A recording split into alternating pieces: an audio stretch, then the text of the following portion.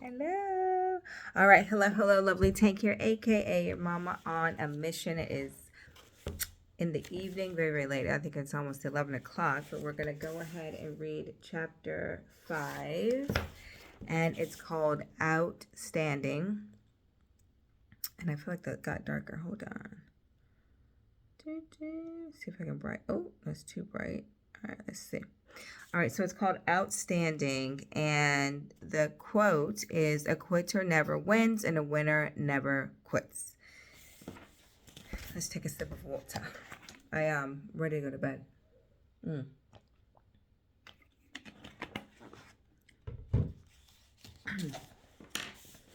right, so it's called Outstanding, Chapter 5. Greg listened to 9 messages that David had left on his cell phone, each more desperate than the one before. Listening was painful, that is, it made Greg uncomfortable. His adopted brother had a lot of nerve dumping his negativity on Greg and increasing his burdens. I have enough problems, Greg said to himself. Yet he loved David and didn't want him to get sicker than he already was. It seemed that the booze had really taken a hold of his life. I wondered if there is anything I could do to help, Greg considered as he dialed David's number. Yeah. Oh, wait. Yeah, came the answering voice. Dave? Who else? Oh, sorry to bother you. What?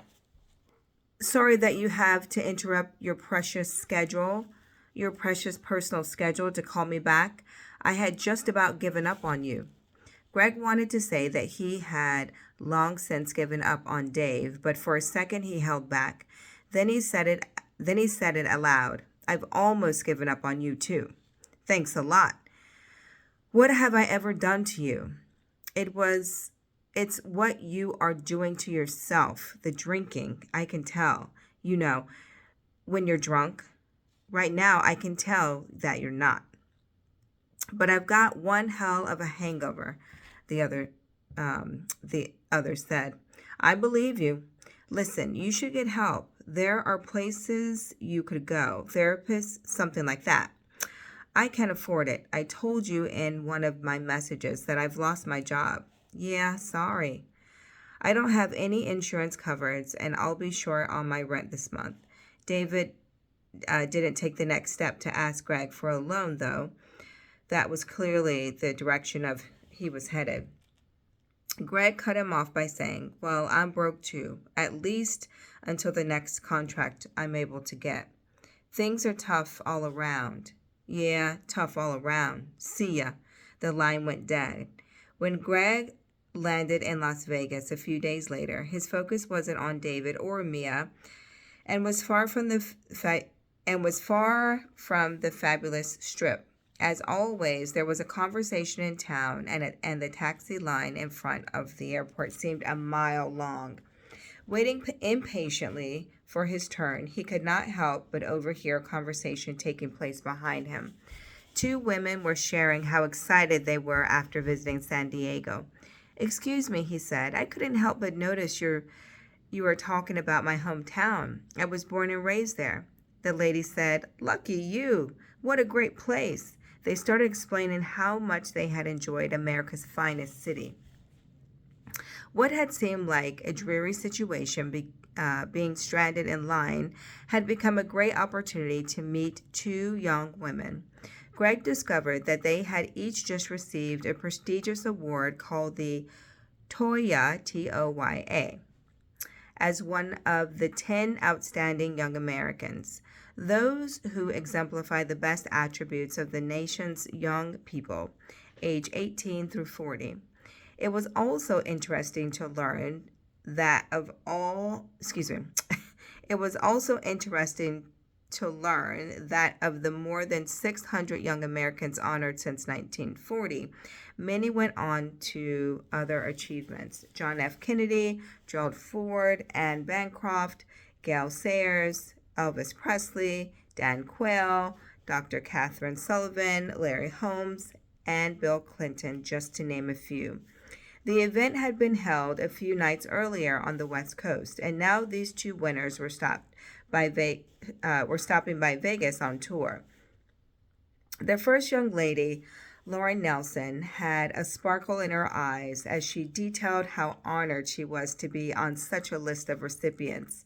As she talked about the other people nominated, her fellow award winner, Erin Gruwell, cut her off and began singing her praises. Actually, Greg, you may know Lauren from TV. Really? How can you not recognize a smile like that? She was Miss America 2007.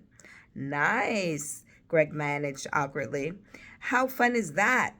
With a smile that could blot out the sun, Lauren replied, "It's an honor." Erin kept on about Lauren. In addition to being a beauty queen, she's also been part of something very special.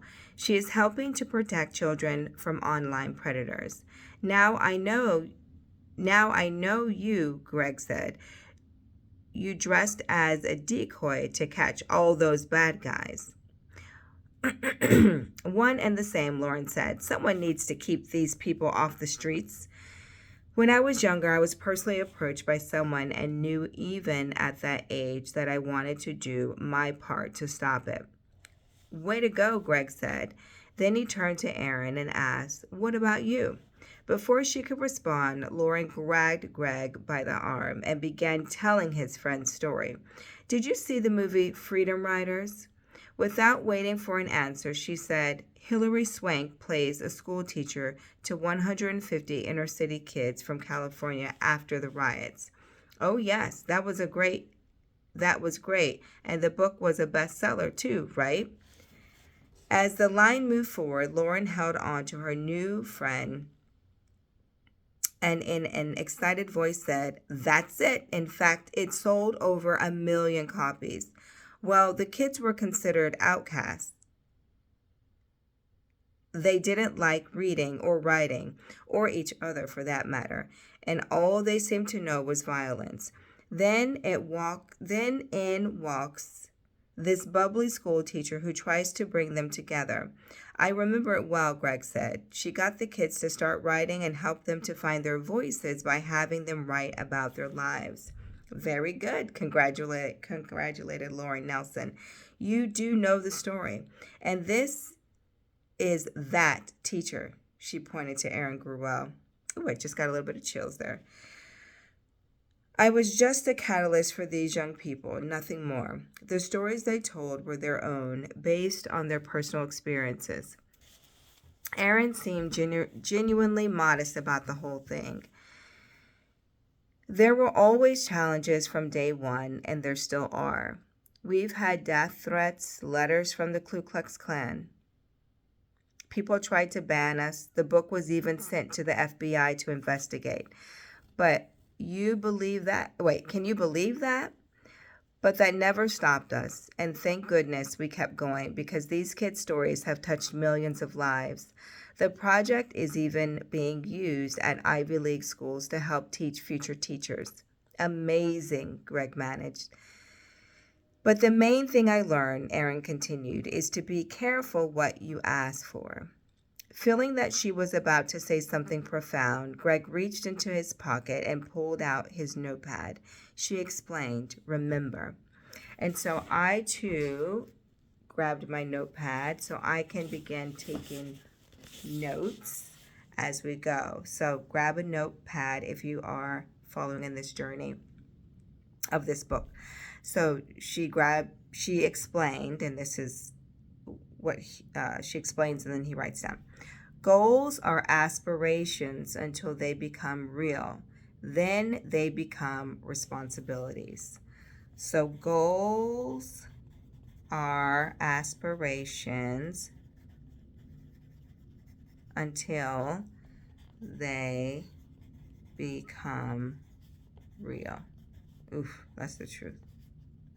Then they become responsibilities.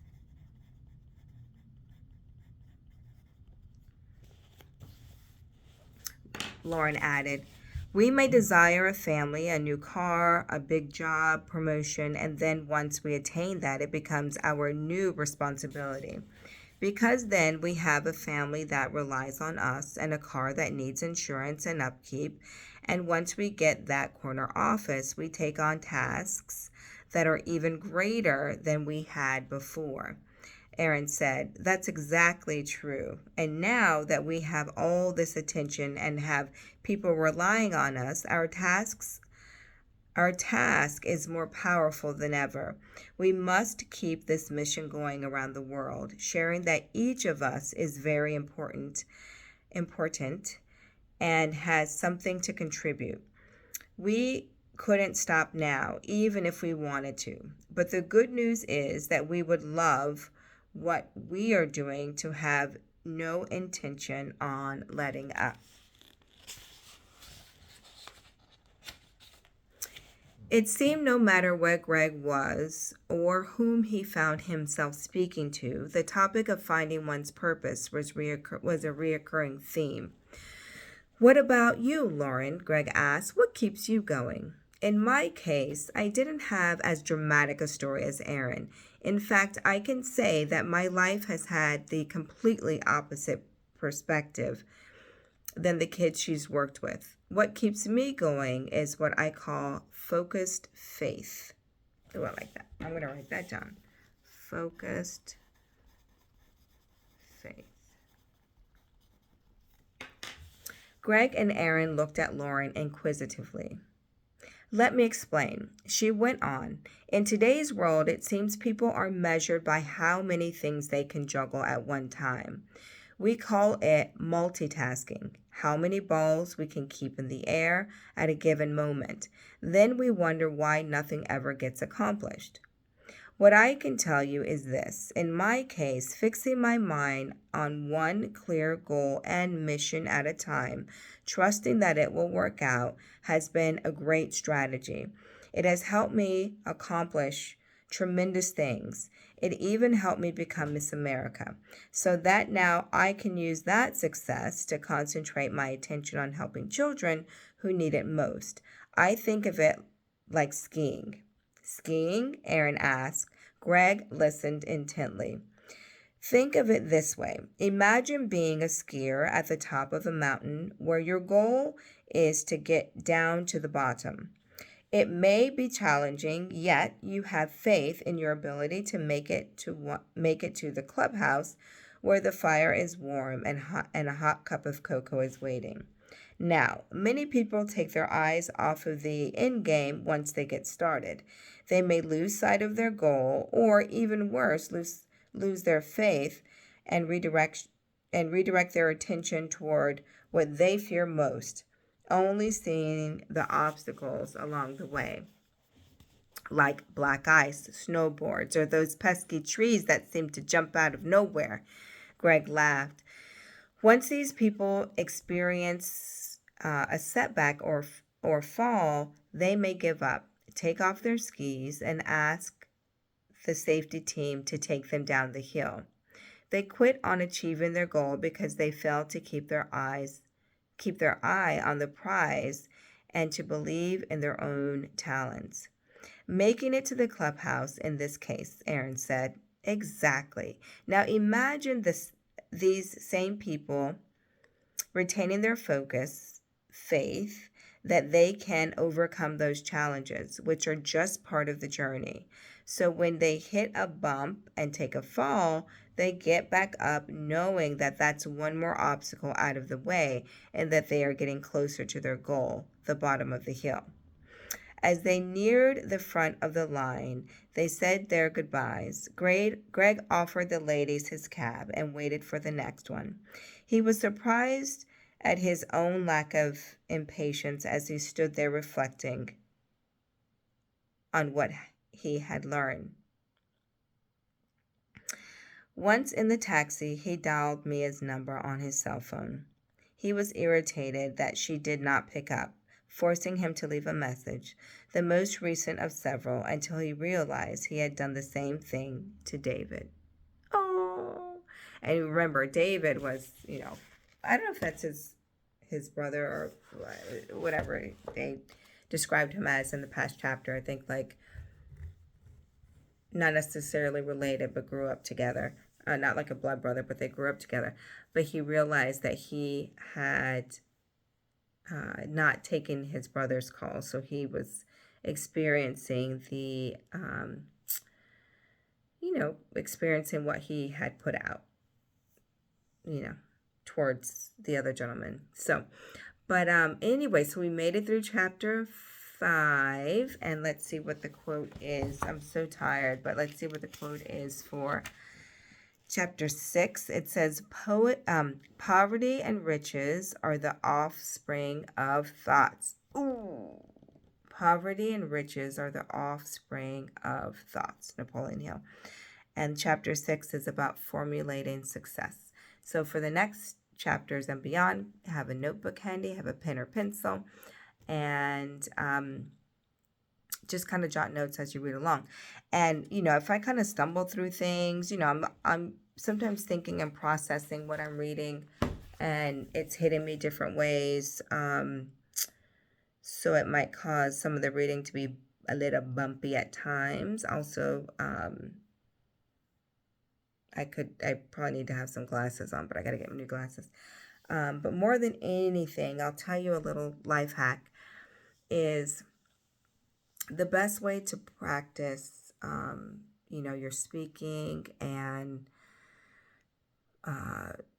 kind of public speaking, that type of thing, is to practice through reading aloud. And when I was, younger and having some challenges reading and missing out on opportunities because I lacked confidence in reading aloud, and so I couldn't audition for things, or when I did audition, it wasn't a great audition because I would get so nervous and I would stutter, and so that's a whole kind of like growth message story I could give in that. But I'll tell you, one of the things that I really did on my own was to practice reading aloud.